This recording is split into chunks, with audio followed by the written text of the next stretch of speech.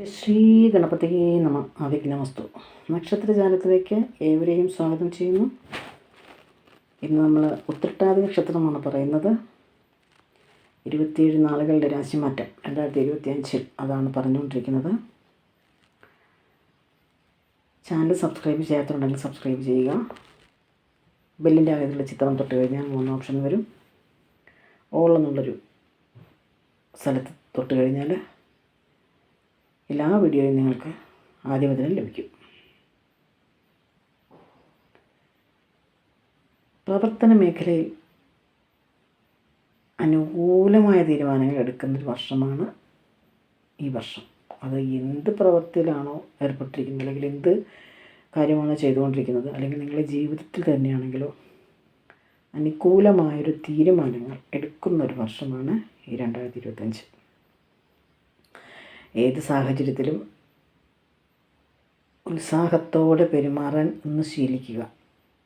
അതായിരിക്കും എന്തുകൊണ്ടും നല്ലത്. നിങ്ങളെ ആത്മാർത്ഥമായിട്ട് സ്നേഹിച്ചവരിൽ നിന്നും വേദനിപ്പിക്കുന്ന അനുഭവം ചിലപ്പോൾ ഉണ്ടായെന്ന് വരാം. അപ്പോൾ പതറാതെ മുന്നോട്ട് ആത്മവിശ്വാസത്തോടെ പോവുക.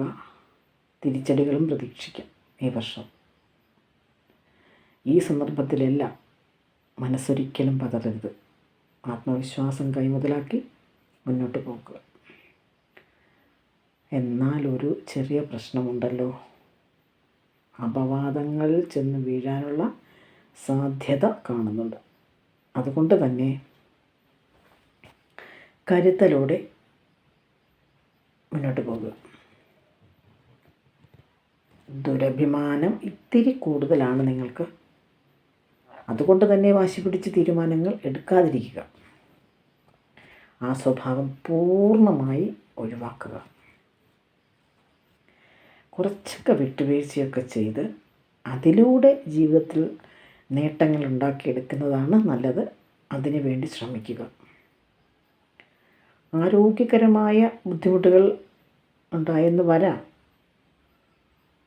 അതുകൊണ്ട് തന്നെ സാമ്പത്തിക ക്ലേശവും ഉണ്ടാകും. നമ്മളുടെ ആരോഗ്യം നന്നല്ല, നമ്മൾക്ക് അസുഖങ്ങൾ ഉണ്ടാകുകയാണെങ്കിൽ നമുക്ക് പൈസയും ചിലവാകൂലേ.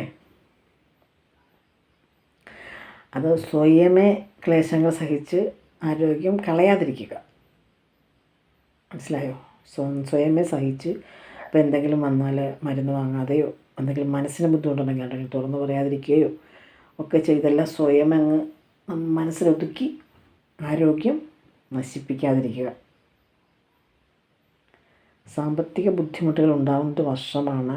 എന്നാൽ തന്നെ അപ്രതീക്ഷിതമായി സാമ്പത്തിക നേട്ടങ്ങളും ഉണ്ടാകും. ഒരു സാധ്യത അതിനുള്ള കാണുന്നുണ്ട്. ആഡംബരത്തിന് വേണ്ടിയിട്ട് പണം ഒരുപാട് ചിലവാക്കാതിരിക്കുക. അതായിരിക്കും നിങ്ങൾക്ക് ഈ വർഷം ഏറ്റവും നല്ലത്. മറ്റൊരു വീഡിയോയുമായി വീണ്ടും കാണുന്നവരെ നന്ദി, നമസ്കാരം.